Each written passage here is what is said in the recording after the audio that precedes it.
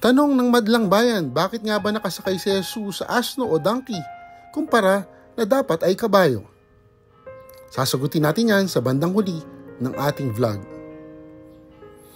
Ngayong araw na ito, pinagdiriwang ng buong sangkakristyanuhan o katolikong kristyano ang pagpasok ni Jesus sa Jerusalem.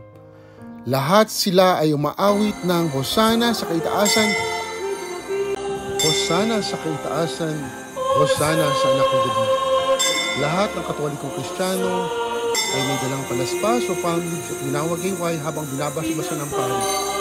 Ito, ulitin ko, ay pagbunta sa pagpasok ni Jesus sa Jerusalem.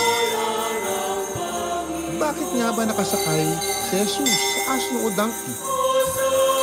Noong panahon yun, ang asno o donkey ay simbolo ng kababaang loob, samantalang ang kabayo ay sumisimbolo ng giyera. At nais pakita ni Jesus ang kanyang kababaang loob habang ang mga tao ay nagpupuri, nagwawagayway ng kanilang palaspas sa pagpasok niya sa Jerusalem. Ngayong linggo na mahal na araw, inaasahan ng lahat na maghuni, manalangin, magbalik loob, mangumpisal, makipag-participate sa mga aktibidades sa simbahan at bunatiin ang paghihirap, pagbabalik tanaw sa pagpapasang ng krus ni Kristo hanggang sa muling pagkabuhay. Hanggang sa muli, ito si Tito Mian nagsasabing, pray always and stay protected. God bless us all.